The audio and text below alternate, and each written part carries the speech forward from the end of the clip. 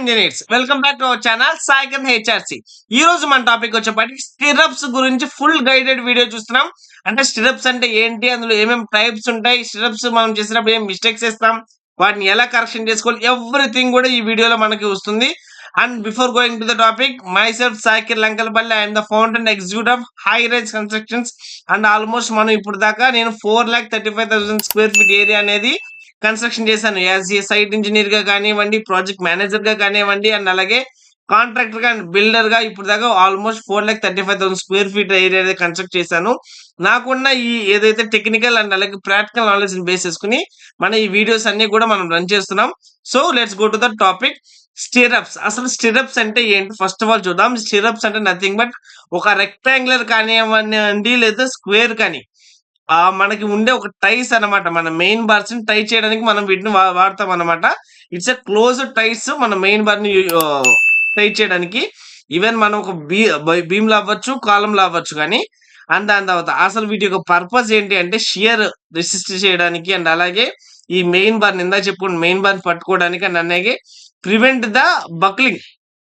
So even కాలంలో ఉన్నప్పుడు ఈ రాడ్లు అనేది సింపుల్ చెప్పాలంటే ఈ విచ్చుపోకుండా ఉండడానికి, ఆ బక్లింగ్ అనేది కాయడానికి, అండ్ అలాగే ఈ బీమ్స్ అండ్ కాలమ్స్ ఇలా డిఫరెంట్ పొజిషన్స్ లో అండ్ డిఫరెంట్ ఎక్కడైతే రిక్వైర్మెంట్ ఉందో డిఫరెంట్ షేప్స్ లో కూడా మనం ఈ స్టిరప్స్ అనేది యూస్ చేస్తూ ఉంటాం. And coming to the main functions, వీటి యొక్క ఈ స్టిరప్స్ మెయిన్ వాటి యొక్క ఫంక్షన్స్ ఏమేమి ఉంటాయి, అది ఏమేమి ఫంక్షన్స్ యూజ్ అవుతుంది అంటే ఆ మెయిన్ బార్స్ ని కరెక్ట్ పొజిషన్ లో హోల్డ్ చేస్తుంది, అండ్ అలాగే షియర్ క్రాక్స్ రాకుండా కంట్రోల్ చేస్తుంది, అండ్ అలాగే కాలమ్స్ లో మనకి ఇందాక చెప్పుకున్నట్టు ఈ బక్లింగ్ అవ్వకన్నా కూడా అది ఆపుతుంది, అండ్ అలాగే లోడ్ డిస్ట్రిబ్యూషన్ కూడా చాలా యూస్ఫుల్ సపోర్ట్ చేస్తుంది. ఒక సింపుల్ వర్డ్ లో చెప్పాలంటే ఈ స్టిరప్స్ అనేది మన షియర్ స్ట్రెంత్ మొత్తానికి కూడా ఆర్చి స్ట్రక్చర్ లో ఒక బ్యాక్ బోన్ లాంటిది అన్నమాట. ఓకే, ఇప్పుడు ఈ స్టిరప్స్ అంటే ఏంటో చూసాం కాబట్టి ఇందులో ఏమేమి టైప్స్ ఉన్నాయి, ఆ టైప్స్ ఎక్కడెక్కడ వాడతాం, అండ్ అలాగే ఎందుకు అదే టైప్స్ వాడాలి అనేది డీటెయిల్ ఇన్ఫర్మేషన్ చూద్దాం. సో డోంట్ మిస్ ఇట్, ఎందుకంటే లాస్ట్ దాకా చూస్తే ఈ స్టిరప్స్ ని ఎలా క్యాలిక్యులేట్ చేయాలి, ఎలా ఫైండ్ అవుట్ చేయాలి, ఒకవేళ స్టిరప్ లెంత్ తీసుకున్నప్పుడు ఏం మిస్టేక్ చేస్తాం, వాటిని ఎలా కరెక్షన్ చేసుకోవాలి, ఎవ్రీథింగ్ కూడా చాలా డీటెయిల్ గా ఉంటుంది. So don't miss and watch until the end. Okay, so types of stirrups. So different types of stirrups ఉంటాయి. Nothing but types of means either shapes of stirrups. Different shapes ఎలా అయితే ఉంటాయో అలా different types చెప్తున్నాము. So first of all rectangular stirrups. Usually మనం beams and columns లో general common type అనమాట ఈ రెక్టాంగిల్ స్టిరప్స్ అనేది. మనం ఇక్కడ 90 డిగ్రీస్ అండ్ 135 డిగ్రీస్ కానీ 90 డిగ్రీస్ కానీ దాని లోపల ఏవైతే లెగ్స్ ఉన్నాయో మనం వాటిని యూజ్ చేసుకుంటాం అన్నమాట. అండ్ అలాగే ఈ 90 డిగ్రీస్ అనేది ఆల్ కార్నర్స్ కూడా మనం 90 డిగ్రీస్ తీసుకుంటాము. And coming to the point, ఈ వీటిని మెయిన్ గా ఎక్కడెక్కడ యూజ్ చేస్తామంటే బీమ్స్ లో కానీ కాలమ్స్ లో కానీ, అండ్ బీమ్స్ లో వచ్చేప్పటికి షియర్ రెసిస్ట్ చేయడానికి, అండ్ అలాగే ఈ బాటమ్ బార్స్ అనేది హోల్డ్ చేయడానికి, అండ్ అలాగే కాలంలో కూడా వర్టికల్ బార్స్ అనేది హోల్డ్ చేయడానికి, అండ్ అలాగే ఇందాక చెప్పుకున్నట్టు మనం బక్లింగ్ అనేది ప్రివెంట్ చేయడానికి, రెడ్యూస్ చేయడానికి కూడా మనం వీటిని యూజ్ చేస్తాం. అండ్ అలాగే మనకి ఫుటింగ్స్ లో ఎక్కడైనా కమాండ్ ఫుటింగ్స్ వచ్చినా కూడా అక్కడ బీమ్ యూజ్ చేసినప్పుడు ఈ మన రెక్టాంగిల్ స్టిరప్స్ అనేది వాడుతుంటాం. అండ్ అలాగే ప్లింత్ బీమ్స్ లో లాటరల్ స్టెబిలిటీ కోసం వాడతాం. అండ్ అలాగే మీకు లింటల్స్ అండ్ సజ్జెస్ లో క్లియర్ కట్ గా రెక్టాంగిల్ స్టిరప్స్ వాడకపోయినా సమ్ ఆఫ్ ఓపెన్ స్ట్రిప్స్ వాడతారు. సో దానివల్ల ఏం ప్రాబ్లం కూడా ఉండదు. సో సమ్ పర్సన్స్ ఏం చేస్తారంటే మనం రెక్టాంగిల్ స్టిరప్స్ యూజ్ చేసుకుంటాం.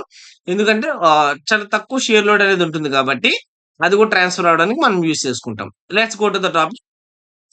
మనకి స్క్వేర్ స్టిరప్స్ గురించి చూద్దాం. Square stirrups. So nothing but square columns or square beams వచ్చినప్పుడు మనం దీన్ని యూజ్ చేసుకుంటాం. లైక్ 230/230 ఆర్ 300mm/300mm ఇలాంటి కాలమ్స్ ఉన్నప్పుడు మనం ఈ స్క్వేర్ స్టిరప్స్ అనేది యూజ్ చేస్తాము. జనరల్లీ మనం పైల్ క్యాప్స్ లో కానీ లేదు పెడస్టల్స్ లో కానీ ఆర్సీసీ బీమ్స్ అండ్ ఆ బీమ్స్ అనేది కూడా ఈక్వల్ డెప్త్ ఈక్వల్ విడ్త్ ఉన్న దగ్గర మనం ఇలాంటివి చూస్తాం అన్నమాట. ఇందాక ఓన్లీ అది రెక్టాంగిల్ ఉంటుంది, ఇది షేప్ ఆఫ్ ద స్టిరప్ వచ్చేపటికి స్క్వేర్ ఉంటుంది. Okay, and coming to the next one of the most important circular or ring stirrups. So ఈ సర్క్యులర్ స్టిరప్స్ అనేది మనకి ఎక్కడ జనరల్ యూజ్ చేస్తామని చెప్పుకునే ముందు ఫస్ట్ ఆఫ్ ఆల్ ఏంటంటే ఈ సర్క్యులర్ స్టిరప్స్ అనేది మన ఎర్త్ క్విక్ రెసిస్టెన్స్ చాలా ఎక్సలెంట్ గా వర్క్ అవుతుంది. ఎందుకంటే దీనికి ఎటువంటి కార్నర్స్ కానీ ఏముండవు. ఈ ఆ స్ట్రెంత్ అనేది ఆల్ సైడ్స్ కూడా ఈక్వల్ గా డిస్ట్రిబ్యూట్ అవుతుంది. అండ్ అలాగే ఏవైతే హెవీ స్ట్రక్చర్స్ మనం ఈవెన్ పైల్స్ లో కానీ వాటిలో యూజ్ చేస్తూ ఉంటాం జనరల్లీ, అక్కడ యూజ్ చేసుకుని ఇది చాలా హెవీగా యూజ్ అవుతుంది. అండ్ అలాగే మీరు చూస్తే మనము పార్కింగ్ ఏరియాస్‌లో కానీ, ఇండస్ట్రియల్ బిల్డింగ్స్ కానీ, ఆర్కిటెక్చరల్ కాలమ్స్ కానీ, లేదు bridges, chimneys or bridge pipes, water tank overhead కానీ, అండర్ గ్రౌండ్ వాటర్ ట్యాంక్స్ కానీ, ఇలాంటి దగ్గర చాలా వరకు కూడా మనం ఈ సర్క్యులర్ ఆర్ రింగ్ స్టెప్స్ అనేది మనం జనరల్‌గా యూజ్ చేస్తుంటాం. Next go to the topic important thing అదేంటంటే డైమండ్ స్టెప్స్. సో, ఇందాక వాటిలో చెప్పుకున్నట్టు మన కార్నర్స్ 90 డిగ్రీస్ తీసుకుంటాం. ఈవెన్ మన రెక్టాంగులర్ ఆర్ స్క్వేర్ దాంట్లో ఇక్కడొచ్చేపాటికి 45 డిగ్రీస్ అనేది తీసుకుంటామన్నమాట. సో, ఈ డైమండ్ స్టెప్స్ అనేది high shear forces and seismic resident జోన్‌లో లైక్ ఎర్త్‌క్వేక్ జోన్స్‌లో మనం ఇది యూజ్ చేసుకుంటాం. సో, వీటి యొక్క అడ్వాంటేజ్ ఏంటి అంటే ఇవి మన డయాగ్నల్‌గా ఉండడం వల్ల మన షియర్ రెసిస్టెన్స్ అనేది చేస్తుంది. అండ్ అలాగే స్ట్రాంగ్ కన్‌ఫైన్‌మెంట్.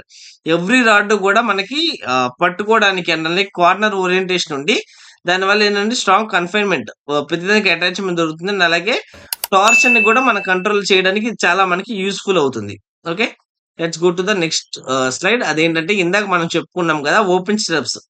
ఇక్కడ మనం రెక్టాంగిల్ దాంట్లో చెప్పుకున్నట్టు సజ్జాస్‌లో వాడడానికి మనం జనరల్‌గా U shape or C shape వాడతామనమాట.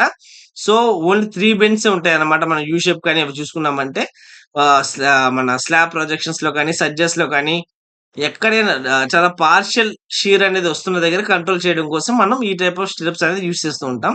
And let's come to the one of the most important topic అదేంటంటే spiral stirrups or helical stirrups. So, ఇందాక మనం సర్క్యులర్ చెప్పుకున్నాము.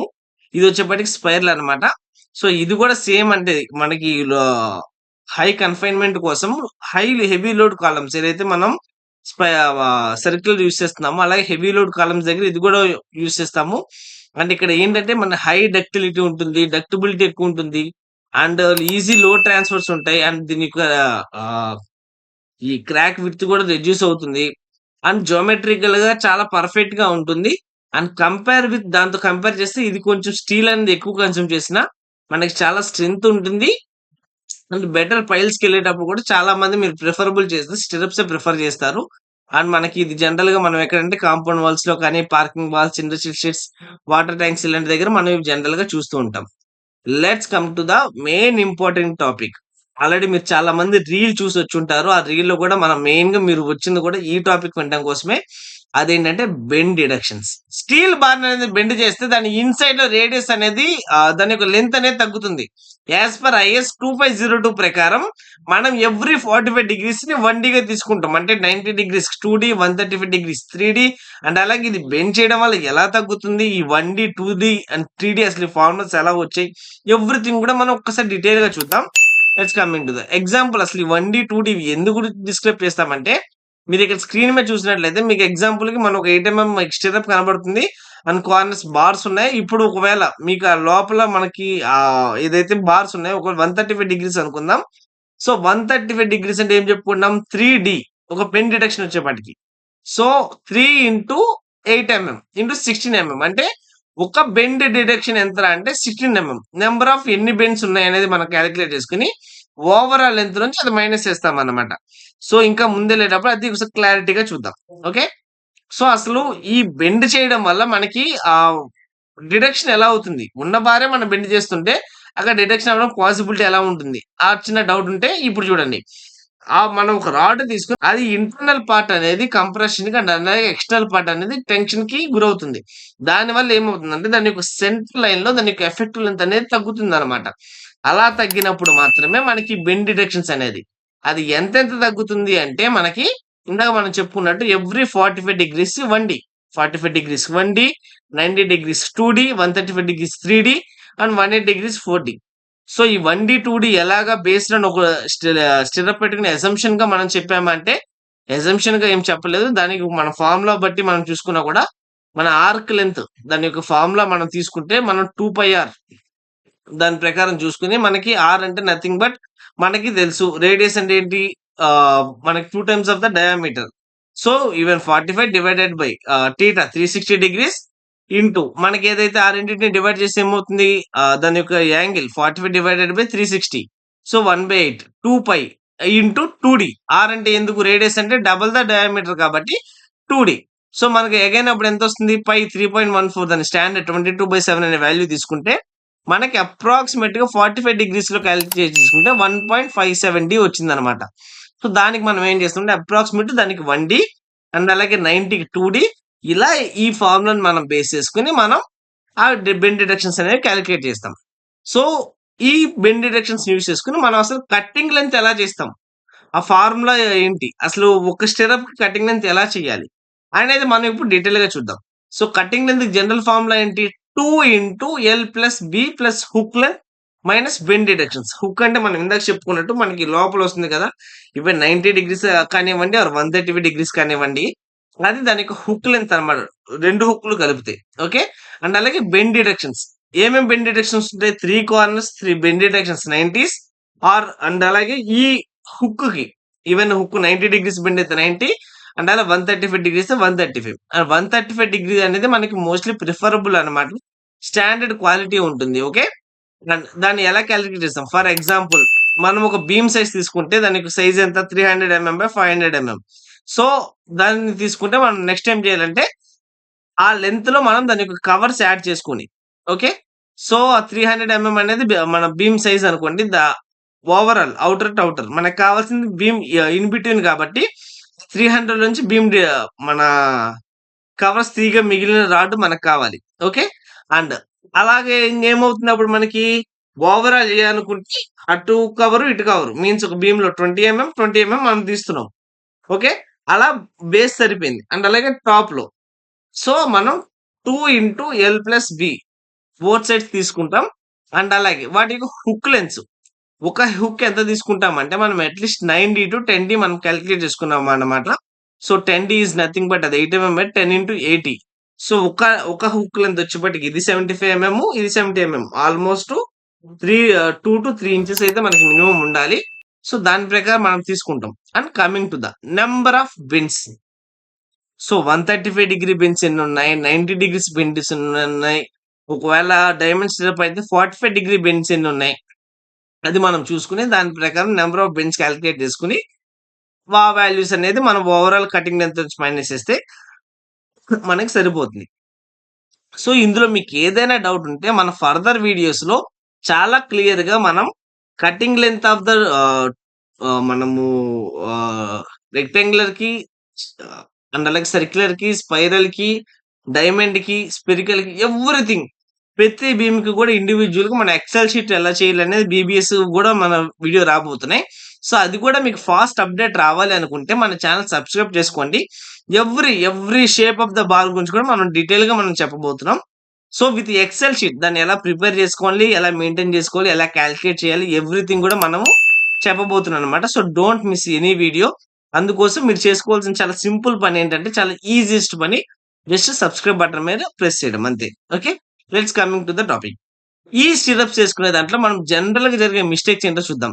జనరల్‌గా ఏంటంటే మనం కవర్స్ అనేది యాడ్ చేయరు ఆర్ మనం కాలిక్యులేట్ చేసినప్పుడు కవర్స్ అనేది మైనస్ చేసుకోరు.